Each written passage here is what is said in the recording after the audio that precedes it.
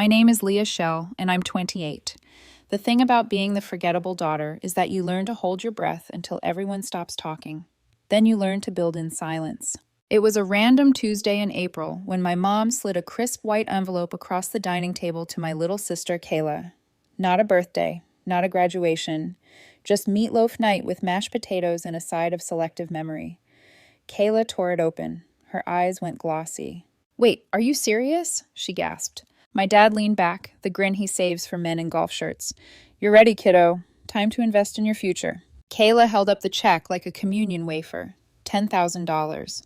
The kitchen lights reflected off the ink like it was holy. Mom clasped her hands. "For the house, honey, our little homeowner." Kayla was 26. I was 28. Kayla had been politely dismissed from 3 jobs in 2 years and treated the concept of budgeting like a rumor. But sure, homeowner. "That's amazing," I said, and meant it, just not in the way they wanted. The meatloaf went rubber in my mouth. Mom tilted her head like she'd remembered a grocery item. "Oh, Leah, you're still in that apartment, right? Still in that same place?" "Still in that same place, like a holding cell with beige walls and a lesson." "I've been thinking about buying," I said. "Maybe a small rental. I've saved—" Dad laughed. Actually laughed. "Come on, that's over your head. You manage apartments. You don't own them. Try a nicer rental first. Baby steps." Kayla smirked at her plate. No comment necessary. I smiled the smile that keeps plates from shattering. "You're probably right." Mom patted my hand like she might do for a dog who'd had an accident. "We just want what's best for you, sweetie." Here's the thing about being the family's acceptable disappointment. It's not one betrayal. It's 1,000 tiny edits to your name until not enough fits on one line. When I was 12, I built a model city for a science fair. Each building had lights I wired from a kit I begged for. I won first place. Dad peered over it and said, "Well, at least you're good with your hands." 2 months later, Kayla placed at a swim meet. Dad bought her a new laptop and tickets to Disneyland. I drove home to my third-floor walk-up, 520 square feet of cozy, and a drummer next door who practiced at 2 a.m. My couch had a constellation of stains I didn't investigate. My car, a 2008 sedan, carried a chronic check engine light and grudges. I opened my laptop. For 6 months, I'd been studying real estate. Not just binge-watching gurus, real classes, real books, real math. I'd joined forums where people actually discussed cap rates and cash-on-cash returns. I paid $300 for a weekend seminar and saved like I was hiding from the world. No trips, no restaurants, unless it was 2 for 1, no new anything. $22,000 in 3 years, built from nothing but stubbornness. There was a duplex I couldn't stop thinking about. Bank-owned. The listing photos looked like crime scene stills. Peeling paint, overgrown lawn, a window boarded with a faded campaign sign from 2012. But the bones were good. 2 units on month-to-month leases, asking $89,000. With $20,000 down at 6.5%, the mortgage would be roughly $550. Combined rent, $1,400. After taxes, insurance, maintenance, vacancy, I'd clear around $400 a month.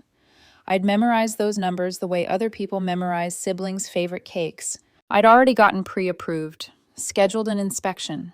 All that was left was the part where I believed in myself louder than my father's laugh. I hovered over my agent's email, Lisa, and clicked send, full asking. I didn't tell my family. I told no one but my boyfriend, Ethan. He was the kind who read contracts for fun and took pictures of sunrises like proof that days reset themselves. "Make the offer," he'd said. "You did the work. Stop auditioning for people who never bought tickets." 3 weeks stretched like a wire about to snap. Offer accepted, inspection, appraisal, paperwork that demanded my blood type, and the last time I Googled leaky faucet. Lisa texted at 11:47 p.m. Appraisal at $91,000. "You're clear to close." I stared at my ceiling and whispered to it, "We're doing this." Closing day smelled like old coffee and graphite. The title officer, Margaret, had a voice like a librarian in a thunderstorm. "Sign here, initial here, date there." I walked out with a folder, 2 sets of keys, and a weightless ache in the middle of my chest that I later recognized as pride. I called Ethan from the car. "It's done." He whooped, Shell, you did it. Take the picture. I pulled up to the duplex and did.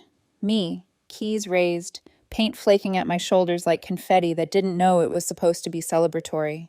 I almost sent it to the family group chat. Almost posted it. Then I heard Dad's baby steps ricochet in my skull and hit delete. Not yet. Maybe not ever. The tenant in Unit A, Maria, opened with cautious eyes and a careful smile. You must be Ms. Shell. The new landlord? The new landlord. It made my knees weird. Call me Leah, I said. I'm starting with your bathroom sink. The last owner had fixed the garbage disposal by unplugging it and hoping no one noticed. The sink had a drip, with patience. I learned 3 things before noon. A 15-minute fix lives in a universe where gaskets don't lie. YouTube promises are aspirational. There is a savage joy in repairing something you own. Maria brought lemonade and relief. You actually showed up, she said. The last owner never did. I said I would, I replied, and watched the way that sentence altered the air. A small thing, steady as a pilot light. I drove home sore, filthy, and carrying a $240 hardware receipt, and I felt useful in a way I hadn't at my day job in years. Useful felt like a key, clicking into a lock I'd been pressing my ear against. Sunday dinner was declared a celebration. Kayla's closing had gone through. The pot roast scent had the self-importance of an official seal. Kayla scrolled her phone and made everyone look at the granite. 4 bedrooms, 2.5 baths, she sang. 2-car garage. It's perfect, Mom breathed. Show them the kitchen. The photos looked like every other kitchen in that neighborhood. Cream cabinets and a backsplash that thought very highly of itself. Congrats, I said. It's great. Kayla smirked. You should come see it. Maybe it'll inspire you to move somewhere nicer. Maybe. Or maybe I'd outgrow the urge to narrate my worth to people who had already chosen their ending. In the kitchen, Dad slid in beside me as I scrubbed a plate. Your sister's making something of herself, he said, like it was a sports commentary. That's what happens with smart decisions. Stable job, good man, plans ahead. I scraped harder at an imaginary stain. I'm happy for her. You could have that too. Get a real career, Leah. You're smart. You just hide. The urge to tell him, the folder, the keys, the appraisal, rose like a wave, then receded. I'm doing fine. He snorted. Don't wait too long to grow up. When he left the room, I rinsed the plate and made another decision. Property too. I wanted it. I would find it. I would do it before anyone thought to ask whether I had permission. That night, I lay in bed and felt the duplex in my bones, like a new language I was finally getting fluent in. Ethan texted a sunrise he'd taken the day before. The edge of the sky caught fire and turned everything beneath it into a silhouette. Tomorrow's just a door, he'd captioned it. You're already holding the key. In the next months, I became the woman who wakes before her alarm, the woman who checks listings at breakfast, at red lights, between breathing and blinking, the woman who packs a tool bag in the trunk because she knew who she was on the other side of a fixed leak. My family? They congratulated Kayla for discovering backsplash. They asked me how work was like it was a neighbor's name they couldn't place. And when Mom's hand patted mine with that soft pity, the old ache rose and dissolved. Because I knew something she didn't. I was building, and this time the blueprints were mine. The thing about living a double life is that it's not about deception. It's about protection. By day, I was still the responsible older daughter who never takes risks. By night, I was on Zillow, Redfin, and county foreclosure pages like they were confessional prayer books. By July, the first duplex was running smoothly. The tenants paid on time. Maria brought me tamales as thank you gifts. Every month, I transferred the leftover profit into a separate savings account labeled Roof Fund. That account became my secret victory file. Every time I looked at the balance growing, a quiet, steady heartbeat, I felt more alive than I ever did at those family dinners. But secrets have a way of humming beneath the surface. Ethan noticed it first. You've been somewhere else lately, he said one evening, leaning against my kitchen counter while I fixed a stir-fry from the clearance produce section. Not bad different, just focused. I'm planning the next move, I said. Another property, a better deal this time. He smiled. Not the kind of smile that doubts, but the kind that believes. I figured. You've had that look in your eyes again, like you're about to build something new. He wasn't wrong. The next deal appeared 2 months later, a duplex on Maple Street, listed for $75,000. The roof looked like it had survived a hurricane, but the math was clean. 1 unit rented, 1 empty. Lisa, my agent, called me at 9 p.m. Leah, this thing is rough. The inspection report reads like a horror novel. I'll handle the roof, I said. Offer them 70,000. She sighed. You know, most people buy one property and then rest for a few years. I'm not most people. The offer went through at $72,000. I borrowed from my roof fund, took a small HELOC against the first duplex, and closed by November. When the keys hit my palm this time, I didn't cry. I smiled, quiet, sure, like someone who'd figured out her own gravity. The first week I spent scrubbing mildew, replacing fixtures, and repainting until my arms ached. Ethan came by with coffee and pizza. You're basically a contractor now, he said, watching me balance on a ladder. I'm a landlord who refuses to let mold win, I muttered, smearing primer over a water-stained ceiling. Same difference, he said, grinning. That night he kissed my forehead and whispered, I wish your family could see this side of you. They wouldn't understand, I said. They'd just find a way to make it about Kayla again. He didn't argue, just held me tighter. At the next Sunday dinner, Mom announced that Kayla had gotten a promotion at her new office job. Something about marketing coordinator, which mostly meant she ran their social media. Mom beamed. Our girl's moving up. Maybe she'll buy a second house soon. Wow, I said softly. That's fast. Dad nodded proudly. She's got the right instincts. You can't teach that. I wanted to laugh. Instincts? The girl once financed a new couch with a 28% interest rate. Instead, I smiled and helped clear plates. Dad followed me into the kitchen. How's work? Still managing that little complex? Yeah, I said lightly. Still managing. You should think about something more stable, something with growth. I'm working on that. He didn't notice the double meaning. He never did. By January, both Maple Street units were occupied. Combined, they brought in $1,350 monthly. After mortgage, insurance, and taxes, I cleared about $380 a month. Add that to the first duplex's $400, and suddenly my passive income was $780. That number, 780, meant freedom wasn't a fantasy anymore. It was a line item. I quit my full-time property management job and started consulting for small landlords instead. It paid the same, but gave me time to manage my own places. Ethan called it my invisible empire. I love that you're doing this, he said. You're changing your whole life, Leah. Quietly, I replied. That's how I want it. He laughed. You're the only woman I know who'd build an empire and not post a single photo about it. But the universe loves irony. A few weeks later, while I was checking insulation in the Maple Street attic, my phone buzzed with an unfamiliar number. Hi, this is Rachel from Horizon Realty, a crisp voice said. We're updating our agent network. I came across your name as a local property owner. Mind if I email you some listings? Sure, I said absently, wiping drywall dust from my sleeve. A minute later, her email pinged, and I froze. Rachel Bennett, the name I hadn't heard in 2 years. Ethan's ex-girlfriend. The one who'd once told him he needed a woman with ambition. Now she was a realtor, sending me property leads. The irony made me laugh out loud. That night, I showed Ethan her email. He winced. I swear I didn't know she worked in real estate.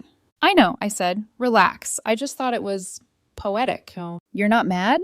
Why would I be? She told you she wanted someone ambitious. I smirked. Guess she finally found me.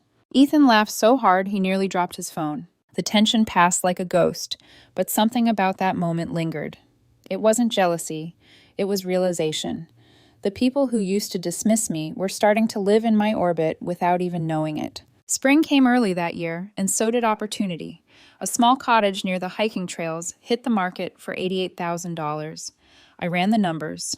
Short-term rental potential, steady seasonal demand. I furnished it with $6,000 worth of IKEA, Facebook Marketplace, and pure optimism. Within 3 days of listing, my Airbnb calendar was full. By June, that house alone was pulling in $200 a month. I stared at the spreadsheet, did the math twice. $400 plus $380 plus $2,100 equals $2,880 gross.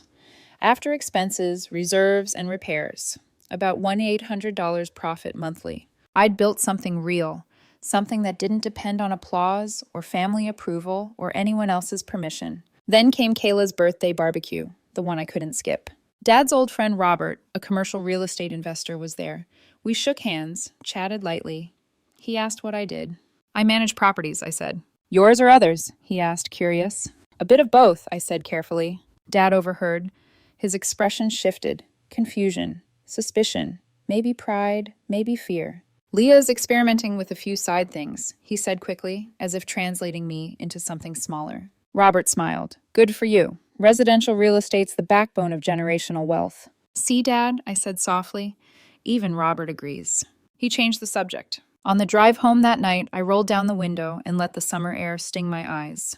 For years, their disbelief had been my cage. Now it was just noise in the distance. I had 3 properties, 6 tenants, and 0 validation from the people who raised me. And for the first time in my life, that felt perfect. Because I was done waiting to be seen. I was busy building something they couldn't ignore forever. By the time Thanksgiving rolled around, I had learned 2 important things about family dinners. They never really change. You do. Mom called me twice that week, making sure I'd come home. Kayla's bringing a surprise, she said in that giddy tone she used to reserve for report cards and gender reveals. Of course, I said, even though I already knew what surprise meant. Another milestone they could photograph for the family group chat. When I walked into the house, the smell of pot roast hit me like déjà vu. The table was dressed in gold napkins and false cheer. Kayla was glowing. Guess what, she said, practically bouncing. We're expecting.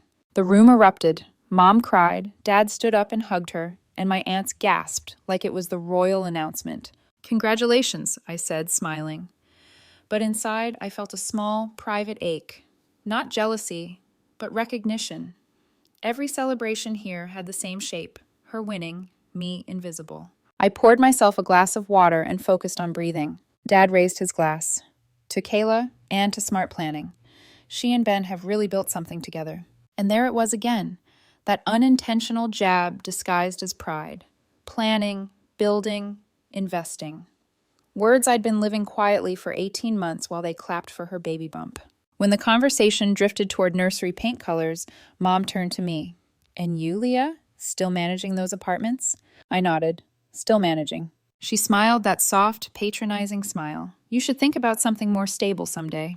Yeah, I said, maybe I will. I didn't tell them that managing apartments meant tenants calling me landlord and that unstable now meant $3,400 monthly cash flow. Let them talk. I had something they couldn't take. Proof. 2 weeks later, I got a call that would change everything. Hi, this is Michelle Chen from the Metro Business Journal. Her voice was bright, professional. I'm working on a feature about millennial real estate investors. Your name came up in public records as owning several properties. Would you be open to an interview? I almost dropped my phone. You found me through public records? Yes, she said. Your portfolio is impressive, and your story seems unusual. No family money, right? None, I said carefully. She laughed softly. That's exactly the kind of story our readers love. Self-made, under the radar. For a second, I hesitated. My first instinct was to hide, to keep what I'd built safe from the people who'd mocked it. But then something inside me whispered, no more hiding. Sure, I said, let's do it. We met at a cafe downtown. She was younger than I expected, probably early 30s, with ink-stained fingers and an old-school notebook. So, Leah, she said, clicking her pen, walk me through it. How did this all start? I told her everything. The first duplex, the hidden savings, the late nights watching repair tutorials, the sarcastic baby steps conversation that started it all. Did your family help you financially? She asked. No, I said simply. They didn't even know. She looked up, intrigued. They still don't? I smiled. Not yet. What made you keep it secret? I thought about Dad's laugh, Mom's pity, Kayla's endless applause. Because when people don't believe in you, I said quietly, you stop inviting them to watch. Michelle scribbled that down. That's a great quote. The article came out in early January. Headline, How one 28-year-old built a 320-mile real estate portfolio without family money. My photo sat beside the story. Me standing in front of my first duplex, the peeling paint and new roof, both visible like a metaphor. The piece quoted me word for word. Success isn't about what you're given. It's about what you refuse to give up. I reread it 3 times, smiling and trembling at once. I hadn't realized how much I'd needed someone, anyone, to see me. Ethan called first. Leah Shell, you're famous. I laughed. Barely. You're incredible, he said. They finally see what I've known all along. But he wasn't the only one who saw it. By noon, my phone buzzed, nonstop. Text from Mom. Someone sent me an article about you. Is this real? Before I could respond, Dad called. Leah, he he said, voice sharp. You own 4 properties? Yes. Since when? Since the year you told me it was over my head. Silence. Then a shaky exhale. We need to talk. Sunday dinner. Be here. The group chat exploded next. Kayla. Wait, what? You're a landlord? Mom. Leah, we're proud of you, but confused. Dad. Call me. Jessica, my cousin. Girl, you're in the paper. I watched the messages roll in like waves hitting a shore I'd long stopped visiting. Then I typed just one reply. It's all real. I built it myself. No help, no shortcuts, just work. And for the first time, the chat went silent. That Sunday, I arrived at my parents' house with my heartbeat pounding in my ears. I didn't bring wine this time. I brought truth. Mom opened the door, eyes red, voice trembling. Leah. She hugged me too long, like she was trying to rewrite the years she'd ignored me. Dad was at the table, the same spot where he'd handed Kayla her $10,000 check almost 2 years ago. He gestured for me to sit. We read the article. I figured, you bought 4 properties? Yes. With what money? My own. He blinked. But you were living so frugally. That car, that apartment. I was saving, I said. You thought I was stuck, but I was investing. Mom wiped a tear. We had no idea. I know. Dad cleared his throat. I told you it was too ambitious. I was wrong. He looked down at his plate, voice cracking slightly. You were building something I didn't understand. Mom nodded, tears spilling. I thought you were just surviving, but you were thriving. Across the table, Kayla sat silent, shocked, maybe even hurt. So you're rich now? She asked quietly. I smiled, comfortable, but more importantly, free. That word landed heavy. Can we see them? Dad asked finally. The properties, what you've built. I hesitated, then nodded. You can. Because part of me wanted them to see, not for validation, but for understanding. For proof that the daughter they dismissed had built everything they said she couldn't. That night, Ethan called.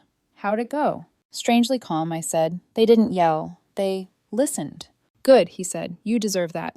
I don't know if it's forgiveness or disbelief.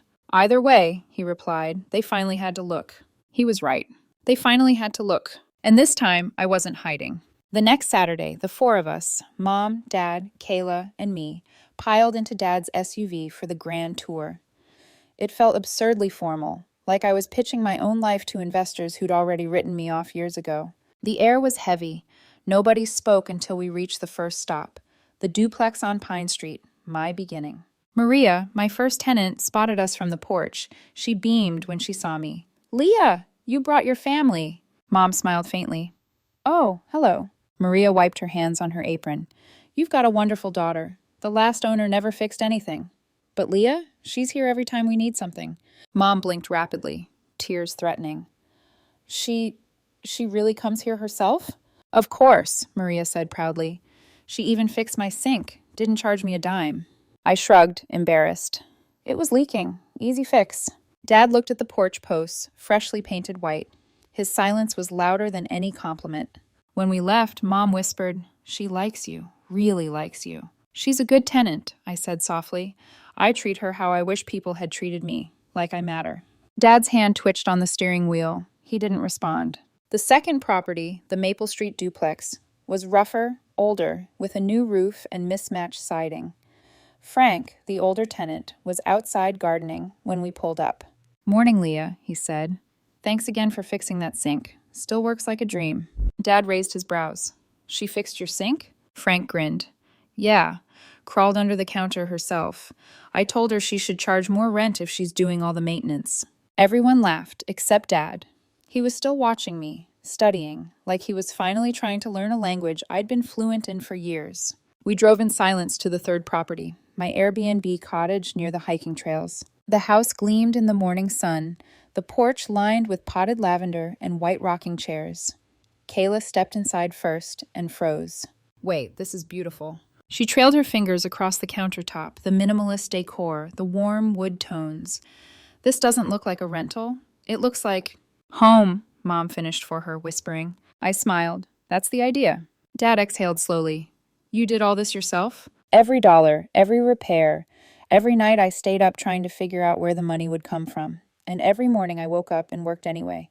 No one spoke. The silence didn't feel heavy this time. It felt reverent, We ended the tour at a small cafe near the last property. Mom insisted on buying everyone coffee, maybe as a peace offering. We sat at a patio table as the sun slipped lower, the light gold and soft. Dad cleared his throat. You built all this, without us. Yes. He looked down at his cup. I don't know what to say. Try, I'm proud, I said quietly. He looked up, his eyes watery, but steady. I am, more than you'll ever know. Mom reached for my hand. I'm sorry, Leah. We thought you didn't need us. You always seemed so independent. But maybe we mistook strength for distance. I get it, I said. But independence doesn't mean invisible. She nodded, tears falling freely now. We didn't see you. Dad swallowed hard. When I told you to take baby steps, I didn't realize you were already running laps. I smiled faintly. You just couldn't hear the footsteps. Kayla shifted in her seat, finally speaking. I owe you an apology too. For what? For all the times I acted like I was the success story. For thinking your quiet meant you were lost. Turns out you were building something real while I was just posing for pictures. I softened. You didn't know. Still, she said, eyes glistening, you deserve more credit than anyone gave you. For the first time, we talked, really talked. Not about comparisons or expectations, but about how we'd gotten here. Mom asked questions about interest rates. Dad wanted to know how I handled tenants. Kayla asked how much I saved every month. I told them everything. They listened like students, not judges. By the time the sky turned indigo, the old tension between us had shifted. It wasn't gone, but it had cracked open just enough to let something new in. As we stood to leave, Dad said, Leah, if you ever want us to come help, painting, repairs, anything, we'd love to. I smiled. Thanks, Dad, but I think I've got it covered. He nodded with a half smile. I figured you would. That night, Ethan called. How did the family field trip go? Strangely peaceful, I said, kicking off my shoes. They saw everything. They finally believed it. And how do you feel? Like the air's lighter. Like I don't have to keep proving myself anymore. That's because you don't, he said gently. They just caught up to who you've been all along. He was right. The girl they'd dismissed had turned into a woman who didn't need permission. I wasn't the quiet disappointment anymore. I was the blueprint. 3 months later, I closed on Property 5. Another duplex, cleaner than the rest, with tenants who paid on time and walls that didn't leak when it rained. It wasn't glamorous, but it was solid. When I signed the last document, the notary smiled. Congratulations, Ms. Shell. You're officially the owner. 5 properties, 11 rental units, monthly cash flow, $3,400 after expenses. I should have been euphoric, but instead I sat in my car staring at the folder. For so long, I'd been quietly successful. A secret achiever, a ghost builder. But something had changed since that family tour. For the first time, silence didn't feel like protection anymore. It felt like hiding. So that night, I did the thing I'd sworn never to do. I went public. I took a photo in front of the new duplex, keys in hand, sunlight catching on the window pane. I opened Instagram, the account I'd barely used for years, and typed the caption slowly. Property number 5. Started with nothing but a dream and a savings account. No family money, no shortcuts, just discipline, work, and time. If you think you can't do it because you don't have help, you're wrong. Start anyway. I hit post before I could second-guess myself. Within an hour, the likes started rolling in. Old classmates, co-workers, strangers. Comments filled with inspired, wow, and teach me how. Then came the one that stopped me cold. Mom, so proud of you, sweetheart. Always have been, even when I didn't show it right. Love you. I stared at that comment for a long time, tears blurring the screen. Not because it erased the past, but because it acknowledged it. Later that night, Ethan called. You really did it. You came out of hiding. I laughed softly. Yeah, took me 5 properties to find my voice. And? It feels good, scary, but good. He smiled. I could hear it in his voice. You've always been the kind of woman who builds quietly. But now you're showing people that quiet doesn't mean small. That line stayed with me. Quiet doesn't mean small. 2 days later, Dad called. Your mom and I want to take you to dinner, he said. Celebrate properly. Your choice of restaurant. A year ago, I would have wondered what the catch was. Now, I just smiled. Sure, Dad. That sounds nice. We met at a downtown restaurant. White tablecloths, candles, and the kind of menu that doesn't list prices.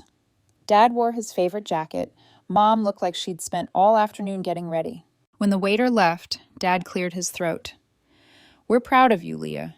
Genuinely proud. You've built something real. I smiled. Thanks. I didn't do it to prove you wrong, but I won't pretend it didn't feel good when I did." Mom laughed through tears. "Fair enough." Dad leaned forward. "You taught us something, you know." "What's that?" "That success doesn't always make noise. Sometimes it just builds." I swallowed hard, holding back emotion. "That's all I ever wanted you to see." Mom reached for my hand. "We see you now, truly." After dinner, I drove back to my first property on Pine Street. The porch light glowed like an old friend waiting up for me. I sat on the steps, looking at the duplex, the cracked sidewalk, the mismatched paint, the windows I'd replaced one by one. It wasn't perfect, but it was mine. Every splinter, every late-night repair, every tear I swallowed at those family dinners, they all built this moment. My phone buzzed, a text from Ethan. "You realize you've become the person you needed when you were 22? I smiled. He was right. I had become my own proof. As the night breeze brushed against me, I thought of the girl I used to be, the one who sat at that family table, chewing disappointment and pretending it tasted like patience. She would have never believed that one day her father would ask her for advice, that her mother would say, "I'm proud of you," with tears in her eyes, that her story, the quiet one, would end not in applause, but in peace. Because peace, I realized, is the loudest victory of all. I looked up at my first house, chipped paint and all, and whispered to the night, "Thank you for not giving up on me." The porch light flickered once, as if nodding back. And for the first time in my life, I didn't feel like the forgettable daughter.